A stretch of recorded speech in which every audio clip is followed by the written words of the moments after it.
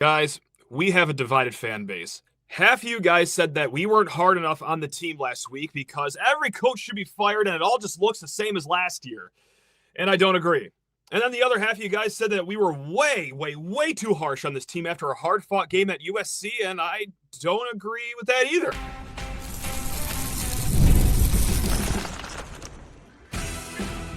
You are Locked On Spartans, your daily podcast on the Michigan State Spartans, part of the Locked On Podcast Network, your team every day.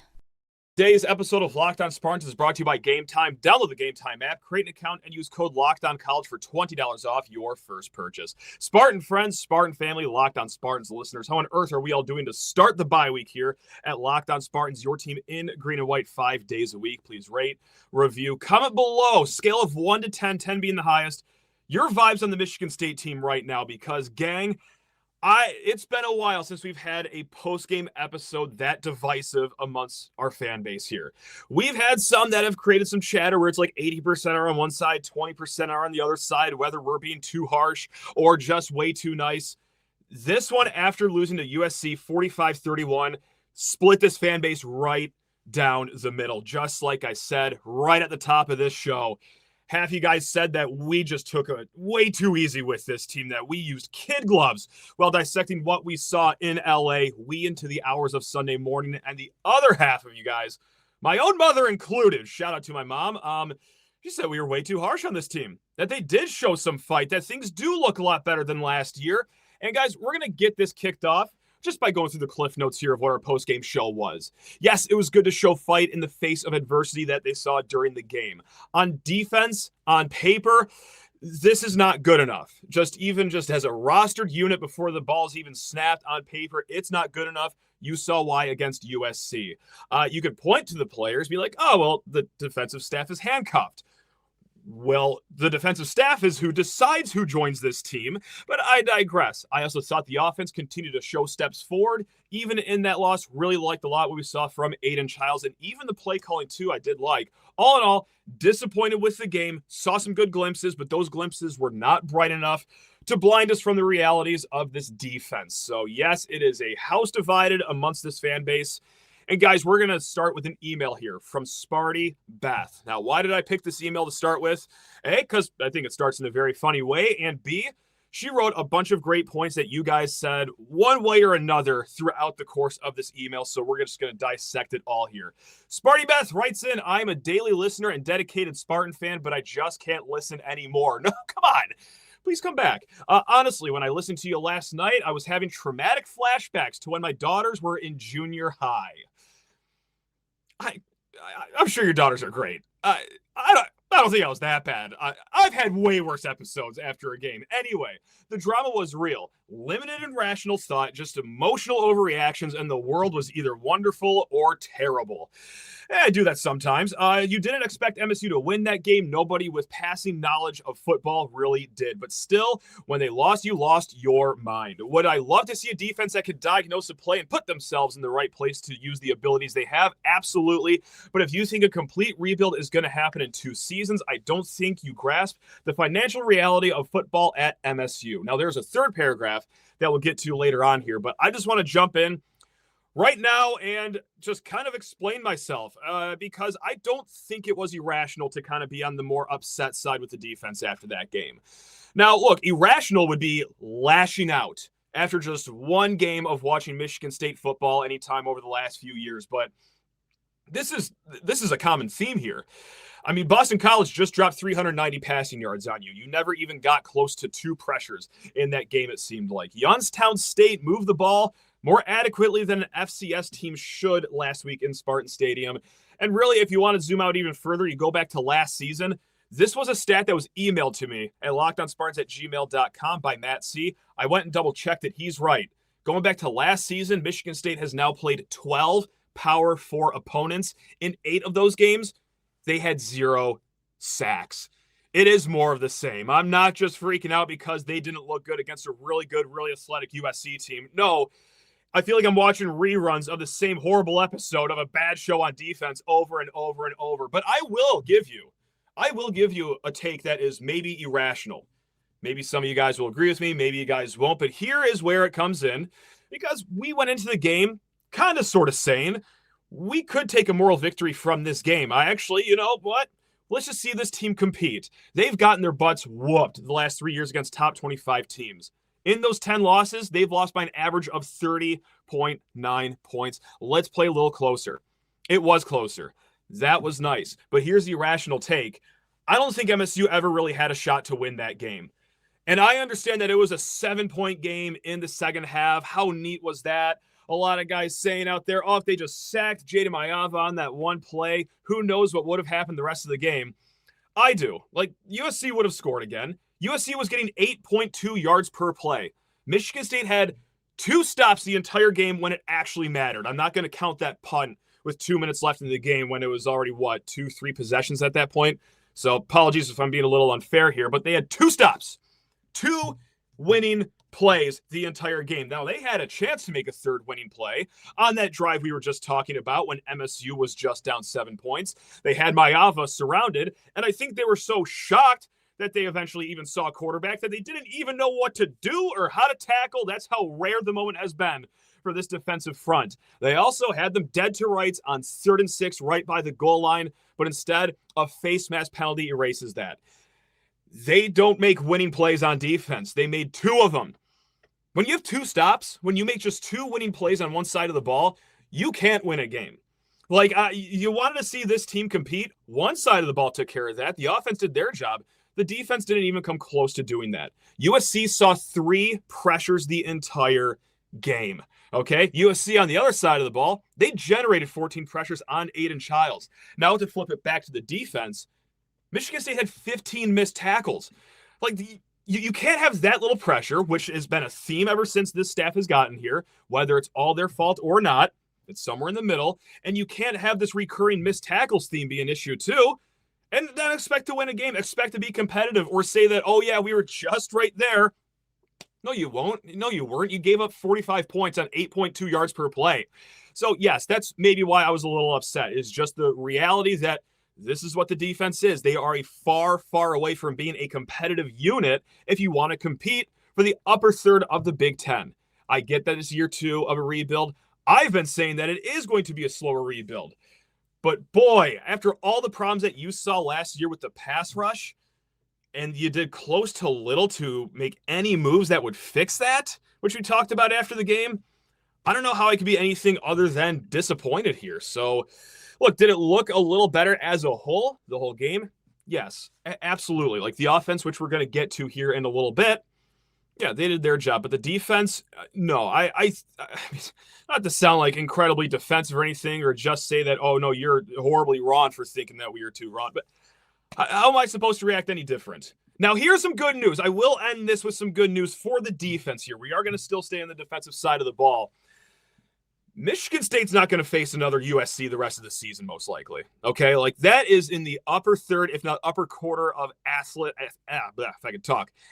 teams that you will face this season, right? Like up there with the USC athleticism, it's Oregon, it's Ohio State. You know, play either of those teams. Perhaps Penn State, I think more of their athleticism comes down the middle instead of just horizontally like USC's was.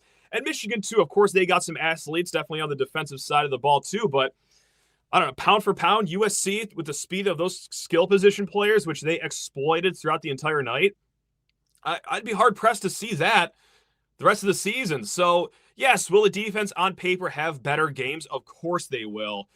But, man, it's just a far way away from being a unit that is even sniffing the upper half or maybe even upper 2/3 of this conference, I think.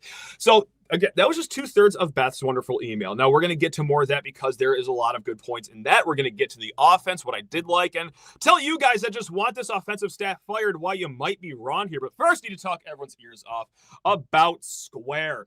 That is right, gang. Hey, this episode is brought to you by Square, your favorite neighborhood spots run on Square. Now, there are certain businesses that truly make the neighborhood feel like home, whether it's a local sports bar packed on game days, a coffee shop that knows your order by heart, or the corner deli that's been serving your community for decades. These are the places that bring people together. When neighborhood businesses thrive, the whole neighborhood thrives, guys. Like, let's just look locally, right here around East Lansing. Ponder Coffee Company, Foster Coffee Company, Coffee Company. I'm so sorry for Foster Coffee Company. I cannot read this morning, apparently. We have so many others in the Lansing area, guys. Square is a proud partner of more than 4 million neighborhood businesses around the world. You can go to square.com/go/lockdown to earn more. But before you go support your favorite neighborhood spot. You'll be happy that you did. It's Square. See you in the neighborhood. And guys, I will see you on the Game Time app because it is the greatest ticketing app out there. College football, as you know it, is back. We could not have been more excited for it to return. The tailgates, the rivalries, the energy in the stands, there's nothing like it, especially when homecoming is up next for Michigan State in about, well, seems like 14 weeks at this point. But hey, guys, if you already want to shop for your tickets, head on over to Game Time. I opened up the app right before recording. They got some great zone deals in the lower bowl for $66. Homecoming, always a hot ticket to get. You're going to want to save as much money as you can over with Game Time. Guys, take the guesswork out of buying college football tickets with Game Time.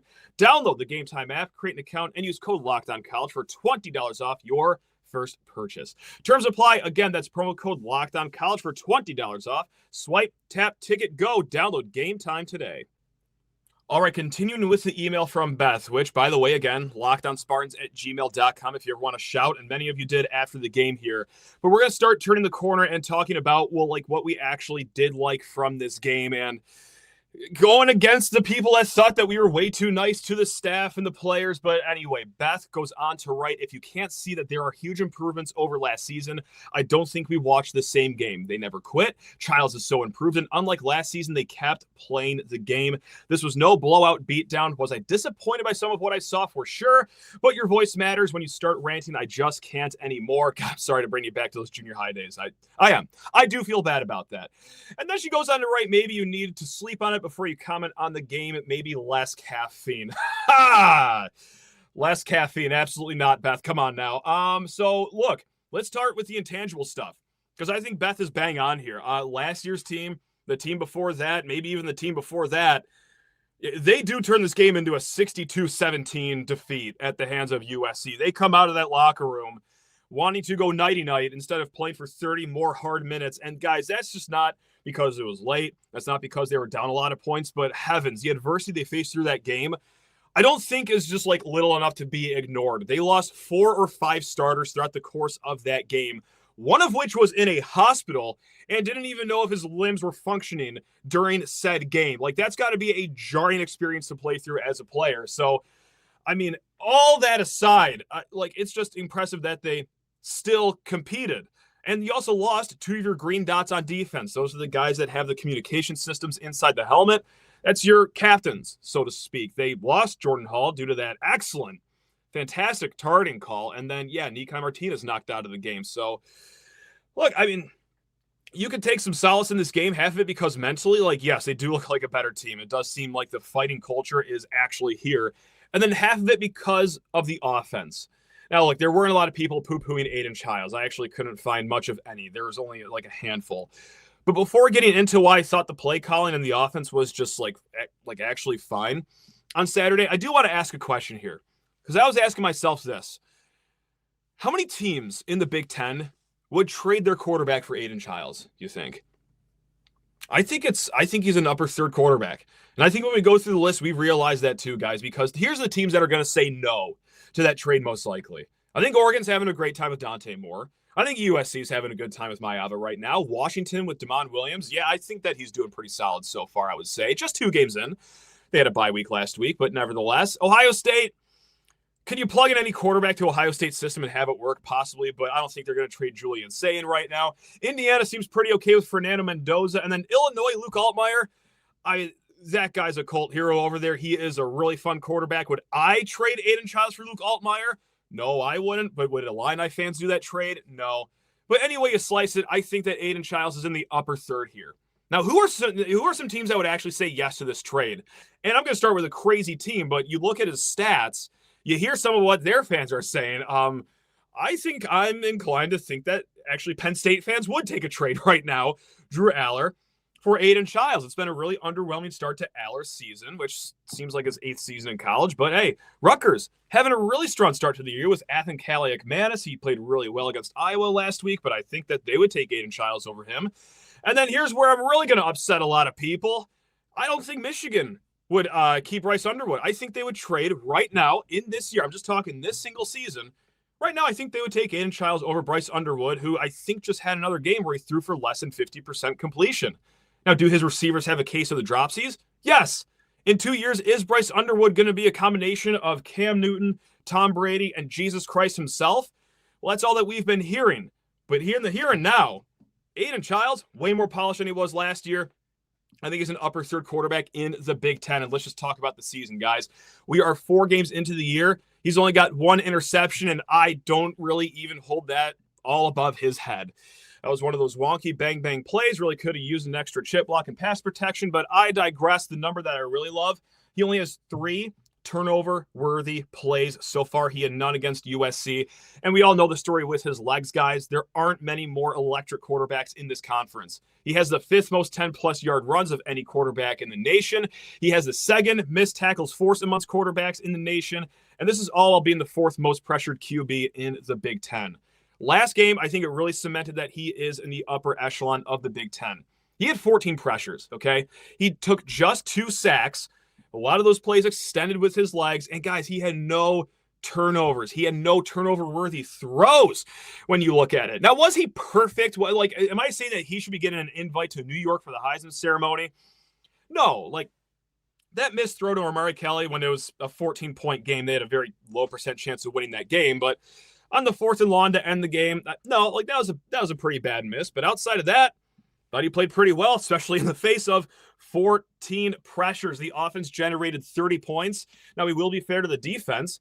10 of those came after the defense had their 2 stops, gave Michigan State a shorter field, but also credit the offense for actually capitalizing on that, because that's something the offense did not do last year. They didn't score. They didn't capitalize on the few turnovers that were generated. And, I mean, just one more thing about Aidan Chiles. Yes, I know that the Amari Kelly touchdown wasn't proverbial garbage time. That was still a dot of a throw, thrown, 45, 50 yards down the field. Aidan Chiles is good, guys. We've seen a lot of growth. A lot of us were pounding the table, demanding that we see something from him early in this season and that the excuses have to stop for him. You don't even have to make excuses. That's how much I respect how he's played so far this season. Now, for those out there, and we're going to reiterate this because we talked about this after the game, is that we heard a lot of like, oh my God, Brian Lindgren sucks. They need to get Marsh the ball more. What is going on here? Well, okay.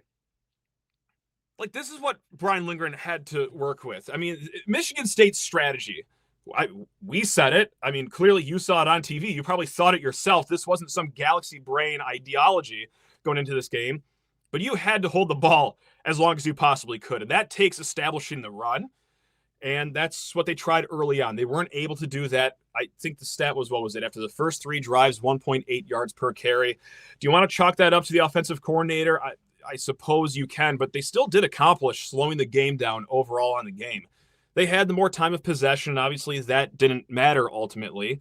But they were able to install a run game in the second half. Mekhi Frazier, I thought, was really good in the second half. Now, whether that was because he had good blocking or he identified bad blocking and cut it back, it's for a different discussion. But still, kind of handcuffed with the run game early on, a run game that you absolutely had to establish. But that USC front, guys, whether it's their front 4, whether it's their linebackers, that's some of the best that you'll see all season.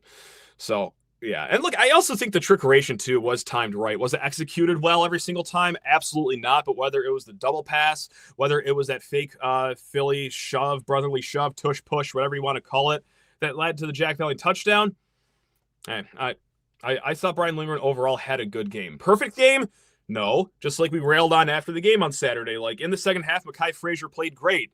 You have one drive to get you somewhat back into the game late in the fourth quarter, and you're putting in Brandon Tolis, and we are behind schedule the entire time after that. But anyway, guys, I want to get to the get Nick Marsh the ball, because I get it. I like when Nick Marsh has 9 targets a game. I like when he has 7 catches, 126 yards. It's a really fun time. Like, he is the main event of this team. We all know this, right? But also, like, he ended the game with 5 targets. I think it was 2 catches, 20-some yards. I know a guy by the name of Jeremiah Smith, who was the best receiver in college football last year, who played on the best team in the nation last year. And even he had 4 games last year with 5 or less targets. Like, guys, There are games where your star player will not have upwards of 9-10 targets. But here's the beauty with the offense this year is that you have other options. Like, just because Marsh has 5 targets doesn't mean that no difference makers are getting the ball. Like Christian McCray, I think he's a difference maker. I think he's really good. Omari Kelly, yeah, I would say early on so far, he's one of the better receivers that you can have. Like, this unit of receivers is better than last year. So when Nick Marsh is tight on coverage for the corner with a bracketed safety over him, like there was oftentimes in that game Saturday, yes, other guys are going to get more of the ball. Now, I would be upset. I would maybe join your camp out there that, hey, Nick Marsh needs to get the ball more. What the hell are we doing? I'd be in your camp if, like, MSU lost 24-17, and the offense was just a slog the entire night. It wasn't that, though. Like, it was a 31-point outing. And sure, you want to take the last touchdown away, be my guest. Still, 24 points. I mean, that's fine enough on the road. So, I don't know. Like, it can't happen where Nick Marsh just keeps on getting just 5 targets. But, yeah, I'll excuse him for just this one game. Because you do have other options out there, guys. I'm sorry. I love Nick Marsh. He's a great player. You have other really good players, though, on this team that also can have the ball when coverage is tight on Nick Marsh. All right, guys, you need to talk your ears off about Mazda really quick. Now, let's get into it, guys, because Mazda crafts cars for those who do more than simply move. Mazda delivers confidence with every ride with more IIHS Top Safety Pick Plus awards than anyone else as of August 2025. From footwork to breathwork, athletes sweat all the details. Mazda brings the same intention to how we craft every model. You can feel Japanese craftsmanship in every detail, from the metallic accents to the available Napa leather upholstery. And guys, drive with confidence, because with all-wheel drive standard in every crossover SUV, you can drive with that confidence through almost every single season. Like our players, we sweat every detail, because when you make every move count, impossible becomes irrelevant. It's Mazda. Move and be moved. Also, guys, look your best with Alumni Hall the rest of this season. Guys, Alumni Hall, they have the largest selection of officially licensed gear. We're talking all the top brands like Nike, Columbia, Champion, Yeti, New Era, so much more. They have apparel for the entire family, from kids to adults, plus a huge selection of hats, gifts, and all the tailgating gear you can need to make your setup the best in the lots this season. And they really take care of the Spartan community. Spartan students and faculty, as well as military and all first responders, you get 10% off with a valid ID in the store. Guys, pop into Alumni Hall right there in the Eastwood Town Center, in the Lansing area, near the Apple Store, or shop online or through their app. And best part is, for every $150 you spend, you get $10 in Hall cash to use for next time. So grab that new game day look or upgrade your tailgate with Alumni Hall, your ultimate Michigan State shopping destination. All right, someone's going to take us home here that always has great questions over at the mailbag, and I'll say it for the third time, the show, lockedonspartans@gmail.com. This is Fritz with a 3-pack of questions here. Fritz might as well be like assistant executive producer of this show, because the questions they ask always bang on after a game. So, guys, let's get into it. Question number 1, what are your biggest concerns after this game, despite this being a victory?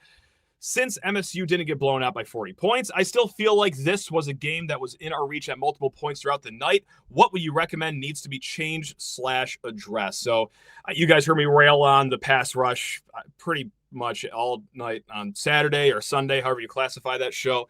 We talked about it earlier, but just one other thing I do want to mention here. I do want to put a pin in that run defense, because we did talk about it before the game. If you've listened to any of the pregame shows leading up to the USC game, that, hey, USC's run offense, really, really good. Like, best in the Big Ten on paper, good. Now, Michigan State's run defense, they were also really good. They led the Big Ten, or were in the upper third of the Big Ten in a lot of run metrics too, namely explosive run plays. Going into that game, they only let 3 plays of 10-plus yards on the ground happen. That was amongst the best in the country. USC, they kind of bucked that. I mean, one of those teams, whether it was USC or Michigan State, was going to be shown as maybe perhaps a fraud, because they really padded some good stats against lesser teams. Now, maybe that was a little unfair back in the day, because I don't think that MSU has fraud status in the run defense just yet.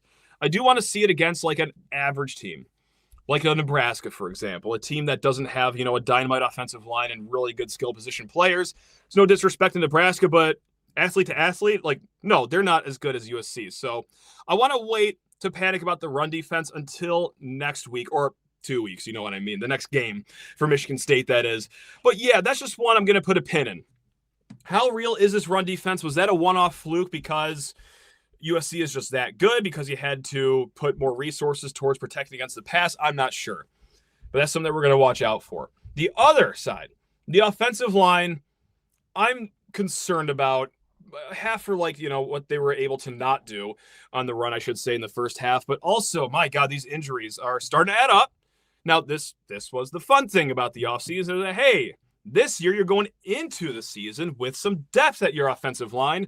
Well, now we're going to have to see it, because Luka Vincic already out for the season. You could be down Stanton Ramil, your starting left tackle. He left the game. We don't know the severity of that injury. And you allowed 14 pressures last game. Now, I will say, Rustin Yun, the young player, no pun intended, the youthful player, how about that stepped in for Stanton Ramil, played some left tackle. Now, he only allowed 2 pressures, which for a left tackle, isn't great. It's not horrible, but for a guy that got a lot of serious snaps against a serious USC front, I would take that out of the second-year player. That ain't too shabby whatsoever. And I am glad the staff didn't do the thing where they just switched Connor Moore back to left tackle. They kept him cemented at that right tackle position. Starting to see some things solidify with the offensive line rotations, which is also nice to see. But yeah, it's half injuries, half execution for the offensive line. But I mean, guys, this game in 2 weeks, I know it's ridiculous to say it halfway through the season, but that's going to show us so much about this team here. Question number 2. How are you feeling about the rest of the Big Ten right now? I'm especially getting more and more worried about Maryland and less worried about Michigan. How do you feel after our first big test that MSU will fare the rest of the season in the Big Ten? Nebraska versus MSU should be close. Nebraska will be favored in that game, but man, stylistically, a lot of similarities there. I think talent for talent, a lot of similarities there. So yes, that should be a close game, especially with the intangible thing of Nebraska just can't get out of their own ways. I mean, whatever. Anyway, UCLA, point blank, that's a must-win game. You lose that game, boy, you guys, Beth and my mom included, you thought I was a little irrational. You thought I was a little passionate after Saturday night. Oh, you lose to UCLA. No microphone needed for that one. The entire Midwest will be able to hear it because I'll be screaming my head off. Indiana, don't even turn the TV on for that game. I'm dead serious. That's not going to be a fun one. Michigan, I agree with you, Fritz. That is a winnable game. Now, I'm not going to say I expect to win. I don't think Michigan State will be favored. But yes, that is a gettable Michigan team. Everything that you've heard about with the freshman quarterback, as raw talented as he is, we got to see it against a Power 4 team, him passing the ball. And the receivers aren't great shakes. Now, their defense is still good. Their run game is still really good. But you're at home. You have an offense that is competent. Can you see it? Yeah, I absolutely can. So, yeah, the Michigan game, that's right now a coin toss, I would say. Rutgers and Minnesota this weekend. I'm really excited to see that game just to see how good Minnesota truly is against a solid Rutgers team. That's not going to be a nothing game. Penn State, look, I gave the USC game a 10% chance to win. I'll give Penn State an 11% chance to win just because it's at home. I think Penn State has just a little lesser athletes at skill positions than USC does. But I still think Penn State wins that game by a lot. Iowa, I still feel oddly fine about. Yes, their offense is starting to figure it out. But is it going to be enough against Michigan State? Unlike most Iowa-Michigan State games, and I know it was like this last year, but that game could be like a first team to 30 sort of game, which, okay, sure. And then Maryland, yeah, something's going on there. I will say this, Wisconsin is a dumpster fire. But still, to be able to go on the road to Camp Randall and look that dominant against a Badger team on their home turf, okay. I'm not dismissing Maryland anymore until further notice. I still have to see the freshman quarterback, who has been outstanding so far.